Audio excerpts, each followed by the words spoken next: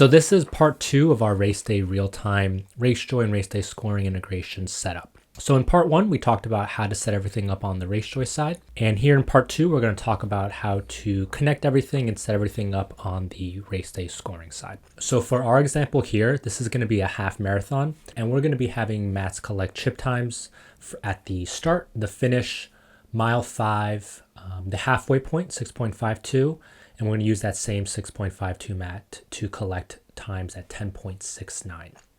So that's all been set up on the RaceJoy side. And what you'll want to do now is in RaceDay scoring, you'll come into this new notifications tab here in the menu panel. And you're going to be presented with all of your scored events and course options. So in our case, so far, we've only set up a course on the RaceJoy side for the half marathon.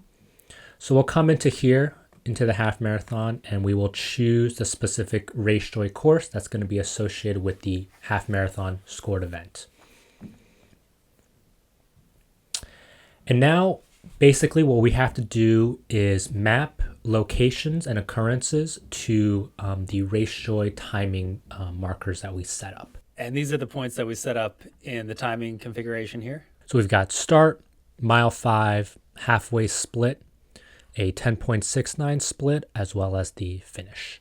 And mile 5 we added between last video and this one. So if anyone's wondering how that got in there. So basically we're going to say the timing location start that's set up in RaceDay scoring is going to be mapped to the RaceJoy point start. So any chip data that comes into RaceDay scoring that goes into the start timing location is going to be pushed to RaceJoy and pushed to the start marker. And then we're going to map the finish timing location in RaceDay scoring to our finish marker in RaceJoy. So any chip data, any scored reads that come through the finish timing location, those are going to be associated and sent to the, RaceJoy for the finish marker. Now we're going to associate our 5 mile split location. So we've got a separate decoder, separate mat out there. We're going to associate that with the mile 5 marker. And as mentioned previously, if you have a single mat collecting multiple splits, you'll want to make sure you add 2 different markers for each of those occurrences. So as an example here, we've got a halfway split mat.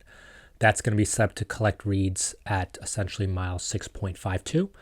And then on the way back, that same mat is going to be collecting split points at mile 10.69. So in RaceDay scoring, we've set up one location with 2 occurrences, and we just want to make sure we map that to the correct RaceJoy marker. So the halfway split location for occurrence 1 is going to be mapped to our halfway split marker in RaceJoy.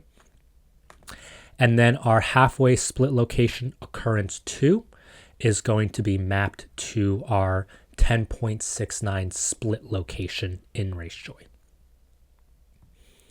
Now you may have additional locations specifically for announcer mats or anything like that. You don't have to map all of your timing locations to a RaceJoy marker. So if you have an announcer mat somewhere, and you may see an announcer mat here, you don't have to map that to a RaceJoy marker. So you can always just leave that something like this, and then you can save it and move on. So some races, you may have like a check mat somewhere out there just to make sure all your participants are running through that portion of the course. If you have a check mat out there, again, you don't have to add that to your RaceJoy map. It's all about the participant and spectators, what information are they going to be receiving. So if you have like an announcer screen or a check mat, you don't really want the spectators or participants to get those in-app notifications. So you don't have to map it to anything in RaceJoy. You don't have to add a marker in RaceJoy for those locations.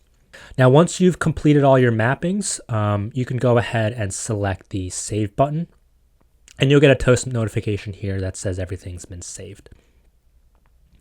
Now, the key setting here to fully understand is this Certify button. Once you select and check on the certify button, it essentially means that RaceDay is flipping from GPS only to GPS and bib tracking mode, essentially. There are a whole load of different screens and a different user experience. So once you check that on, everything flips over and you've essentially turned the experience from GPS only to GPS and bib tracking. Now, as you go through this setup, you may not be 100% sure if you want to proceed with the integration with RaceDay scoring and RaceDay. You can set everything up in RaceDay. You can set up all the mappings here, and you may be talking with the race to make sure that they're okay with it and everything like that. You can just save this page, but you don't have to check on the certify until you're fully ready to give that experience to the participants. Now, if you have multiple courses, so if you have a half marathon and a marathon, you would just want to make sure you're setting up all your mappings for each scored event to each RaceDay course. So hypothetically, if we were to have set up a full marathon course in RaceDay, you would come into here, select that course, and proceed with all of the mappings.